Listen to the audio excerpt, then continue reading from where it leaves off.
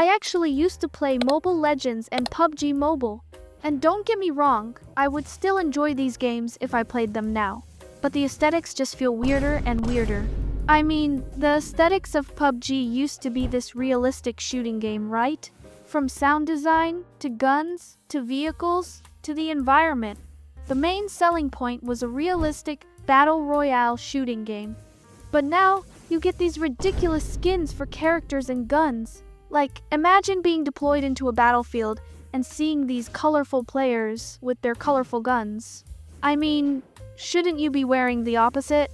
Something not as colorful and that blends in with the environment. But I guess even the environment is now so colorful too. You get these events that add structures or things that don't belong to the map. They just stick in there like a sore thumb.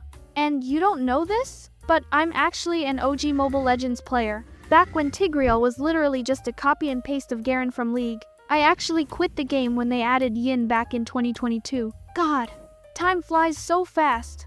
2022 feels like just months ago. I can't believe it's almost half a decade ago now. Anyway, I quit Mobile Legends for entirely different reasons. A lot of people migrated to playing the game because of the pandemic in the previous years. And with that migration, we got a lot of people who were just there because of TikTok trends. And the game basically became like a dating app. People are so corny inside the game. They're like baby talking to each other in the game chat. That's fine and all, but can't you do it on Discord? Or somewhere private?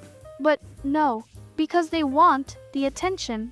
Anyway, let's talk about the skins. The skins did progress from simple ones to more complex ones, but they actually look good.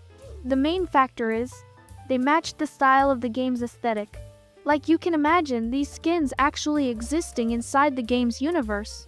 My problem with Mobile Legends though, are the collabs. The first collab was with the King of Fighters. 3 heroes got a skin from this collab. Chu, Guinevere, and Karina. And they actually looked great. And they complemented the heroes that they were paired with. More importantly, they fit in the game. Then after that, more collabs came in.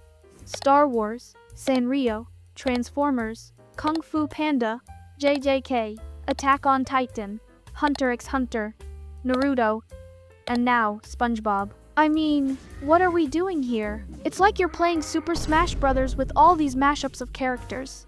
It really doesn't suit the identity of the game. I mean, don't get me wrong, Patrick vs. Yoda is hilarious. But maybe on a different game? Let me get a few more examples before we discuss why this happens.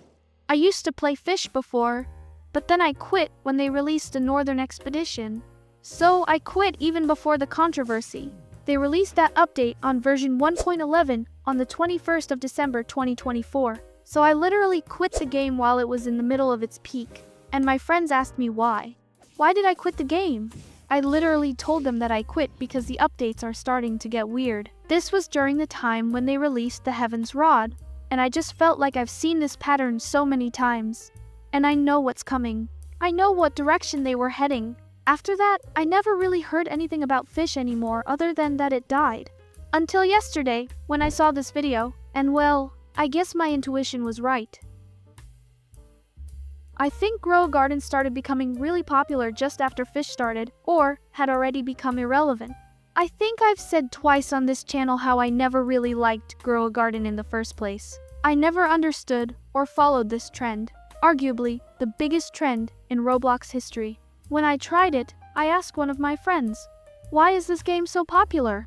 And he said, "Because it reminds players of Fish. It's just relaxing." And maybe that was a foreshadowing for what was coming to the game. Both were bought by the same studio, and both went in the same direction. From being a relaxing game into this overstimulating, over-vibrant eye candy for kids. And that's actually the reason why they do this, and why they go down this path. Because their target market are kids. Actually, even teens or some adults are captivated by all these flashy colors and crazy designs. And these are the kinds of things that sell. And there's nothing wrong with that. Let's not pretend that this kind of stuff didn't exist before. Every brand and product has been carefully crafted to capture your attention and stimulate your brain, to make you buy and make you keep using their product. These big brands actually spend a lot of money on research and analytics, just so they can make you spend your money on them. And that sounds kind of manipulative. And it is. But companies don't really care about how you feel, don't they? They're just this entity that exists for money. And you can't really do anything about that. It's just business as usual. At the end of the day, it's up to you to be smart enough to distinguish and see when you're just getting robbed. It's gonna be hard because, like I said, they're literally studying statistics and charts to see what will appeal to you or not. You're up against carefully curated manipulation, but you need to train your brain to be aware when people are just using you to make some quick cash. For developers, it's not a bad thing to want to make money. I mean, you worked on this thing. You should get paid. But first, ask yourself, does this really belong in my game? When you started making your game, you might have gotten inspired by another game, or a movie, or a video, or something, and you had this vision of what you wanted to create. So when you start updating the game, ask yourself, does this update, or this new item still manifest my vision, or am I losing my identity? It's not bad to go wild or go crazy with designs and all, but please, make it make sense within your universe. I know it's going to be hard to come up with something new and bigger and better with every update, just so that you can keep your player base interested. And doing that while also staying inside a niche adds another layer of difficulty. Like, for example, if you have a game that is about medieval survival, there's only so much you can add inside that niche. There are only so many different kinds of knight armor and weapons. So maybe you can add a dragon. Dragons didn't exist during medieval times, but they sure did in medieval fantasy. And that opens up the gate for you to add more fantasy content. Then after that, if you add a wizard or a witch, it's not going to be far-fetched, because they belong in medieval fantasy. What you don't want to add is maybe a space knight.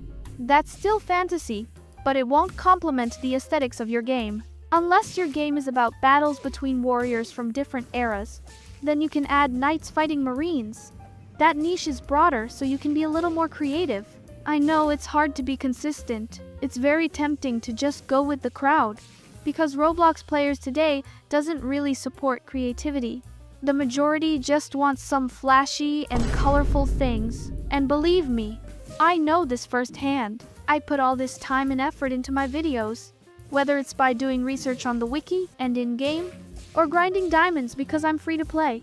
And I wouldn't even get half the views as these other videos get, just because they used AI to make some kind of crazy looking base or something. And that's the same with Roblox. A lot of devs actually started quitting because they're gonna make some high effort game, but players would still choose to play some meme game or brain rot game. And so if we want to have more high effort games, then we should support more of them. None of these soulless cash grab slops. And if you're a small developer, keep fighting. The odds are against you, but keep going. You will get the recognition that you deserve someday. And keep your love and passion for your art. Anyway, I just wanted to yap about this because this is something I feel really strongly about. Because it ruined my favorite games. And that's pretty much it. Subscribe if you agree. Bye bye.